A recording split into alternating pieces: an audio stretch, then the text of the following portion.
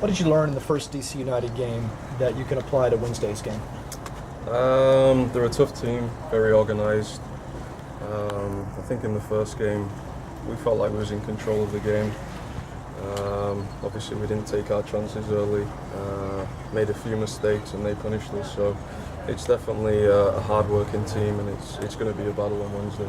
Martino has said that the mistakes were just kind of three individual mistakes, for lack of a better word. Can you just describe what those mistakes were? I mean, I can't remember exactly, but yeah, you know, it happens. You know, you don't usually get punished 3 times. You know, they was very clinical.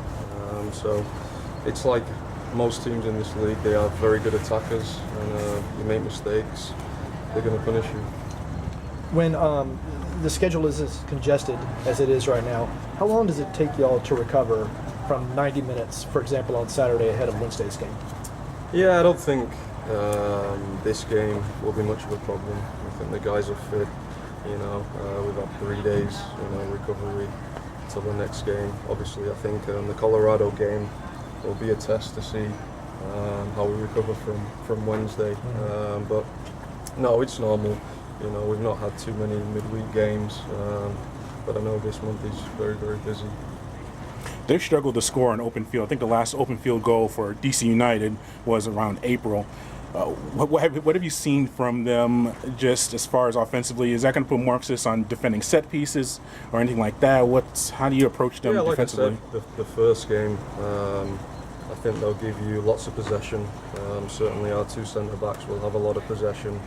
And like I said, it's about mistakes. You know, we make mistakes, we're very open, and they can punish you. So I'm not too sure exactly what tactical wise, how we're going to go about it for Wednesday. We'll talk about it more tomorrow.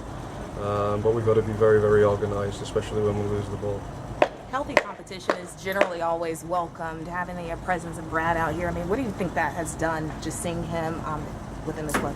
Yeah, I mean, Brad is obviously really well known in the States, you know, in England. You know, he's very, very experienced. You know, he's a big signing for the club, so it'll lift everybody, you know, to know that he's coming in. You know, he's had a little bit of rest now, and he's going to get down to training and getting fit again. But no, it's great to have him around. Obviously for the other keepers as well. You know, Alex has been fantastic for us, and you know, it's good competition. Martinez definitely emotional after that game at Bobby Dodd. I mean, just seeing him really getting back into his rhythm, and I know you've seen him as he has gone through this recovery process. I mean, what did that just mean to see that emotion come out for him? Yeah, it's great for him. It's been a long time. I don't think he's been injured this long in his career, so it's been a test for him, and you know, he's still not fully, you know, back as we'd like him. You know, obviously coming on, I think for the last 15-20 minutes was good, but you know, he's still going to need a few games, another 90 minutes before, you know, he's really sharp and raring to go. Who started the blonde hair trend on the team?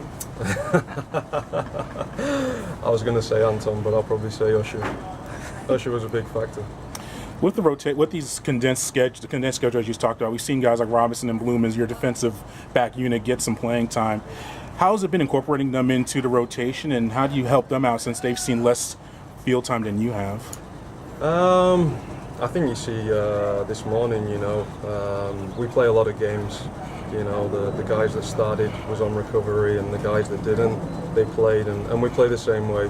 You know, Tata wants exactly how we play, you know, with the starting 11, with the rest of the guys. So, the transition for them to come into the team is not so difficult. But like you say, Cup game was very good for a lot of the lads to get some playing time, and again, Miami will be the same.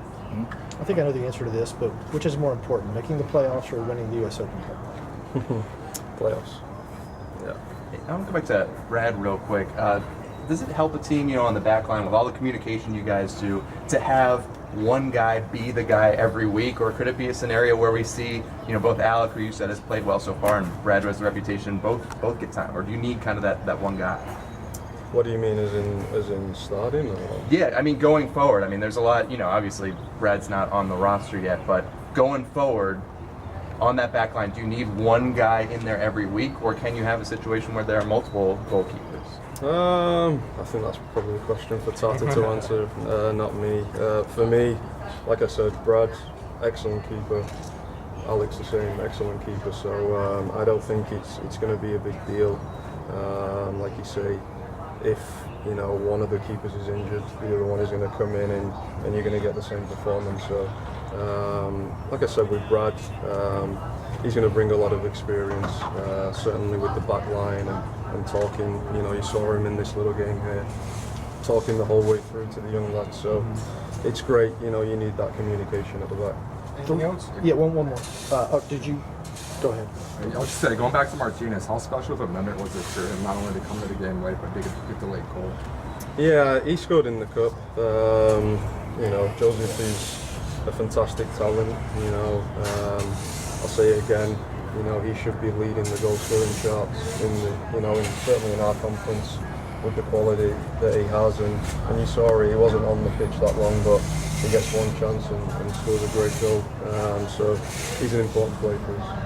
The 3 players signed their homegrown pre-contracts during halftime on Saturday. What's the best piece of advice you could give these guys as they learn how to become professional soccer players? Yeah, I mean, just to keep their heads down and working hard. Signing the contract is fantastic, but this is when the real work, the hard work starts, and they've got to listen to the coaches and keep learning. And like I said, with the experienced lads, we're always here to talk to them.